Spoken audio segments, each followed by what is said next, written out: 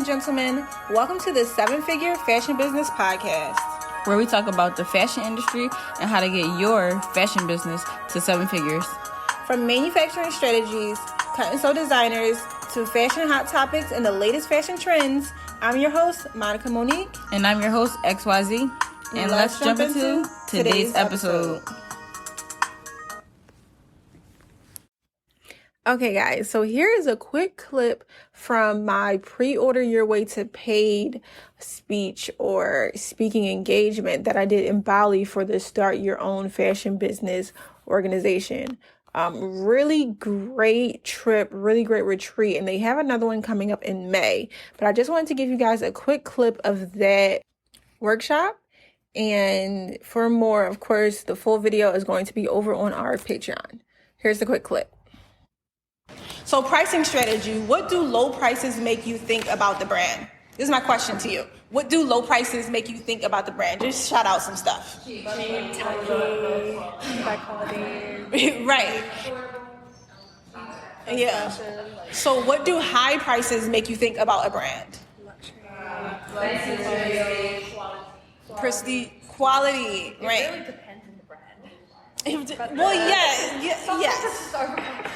Sometimes it is just overpriced. That is very true. But the things that you call out, that's literally what people associate with high pricing versus low pricing.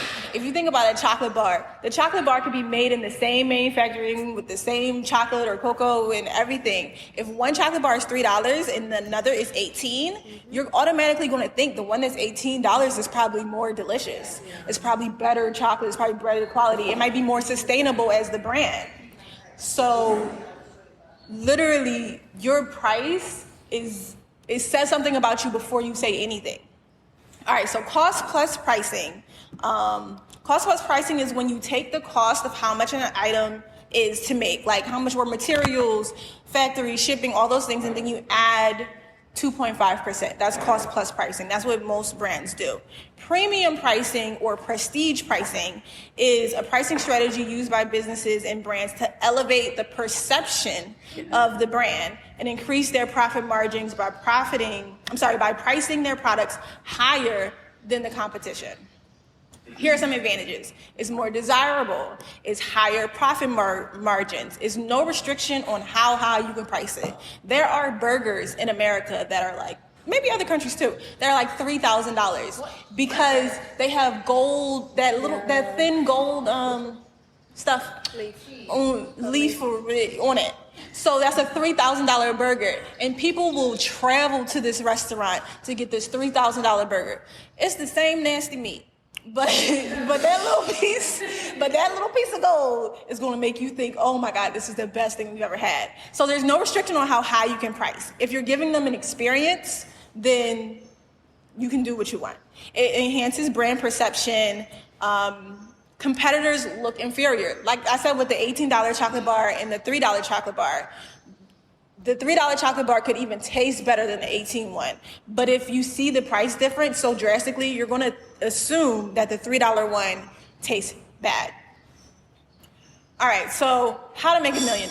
When you think about it, you can sell $200 product to 5,000 people, a $500 product to 2,000 people, a $1,000 product to 1,000 people, a $2,000 product to 500 people, or a $4,000 product to 250 people. For me, I chose to sell a $2,000 product to 500 people. My prom gowns, wedding gowns are $1,500 to $5,000. So the average, because most of my customers are now prom girls, the average is going to be like $1,500 to $2,500.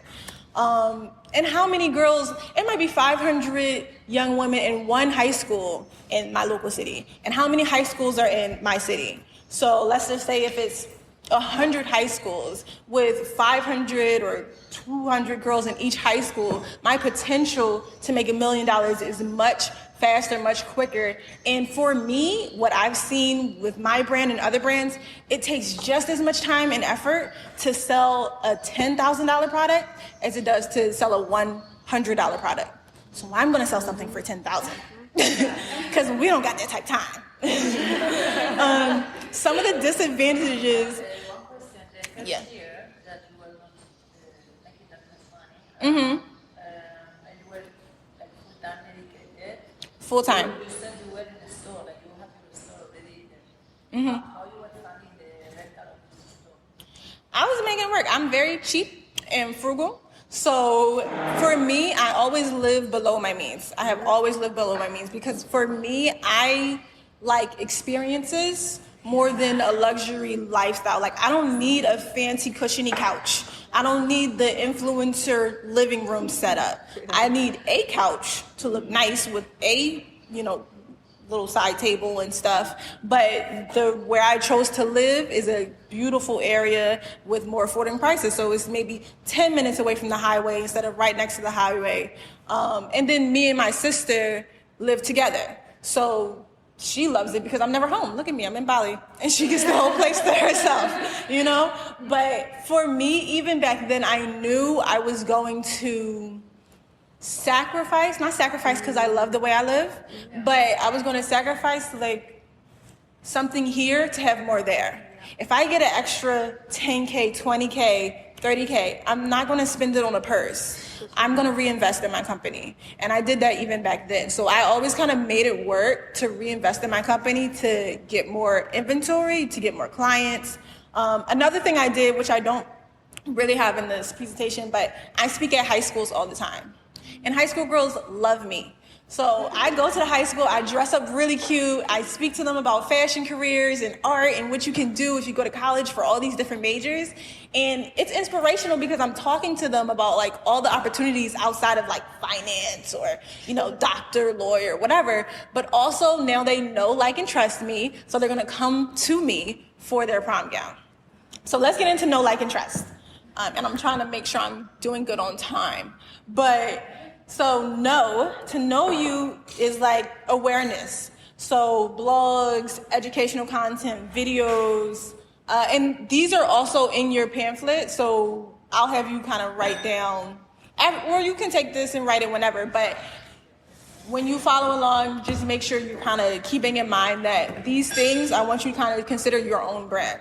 Oh, you still have access to your presentation? Yeah. Thank you very much. So know is awareness, visibility. So you're gonna post videos, educational content, get stuff, repost to the stuff that your clients or your friends and family is like their scarves. Like you can repost the content that we've made throughout the trip, and that's getting people to know, like, and trust your brand.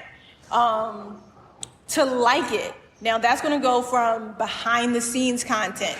How did you do the meeting with your technical designer?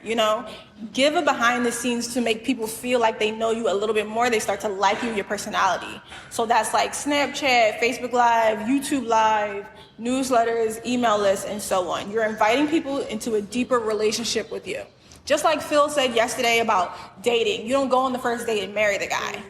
You need to go on a couple dates to know if you like them. Then you go on a couple more dates to figure out if you want to be in a relationship with them. And then even after you trust them, after you trust their family, after you trust all these things, then you're like, all right, maybe I'm going to do a little bit more. Maybe I'll marry you.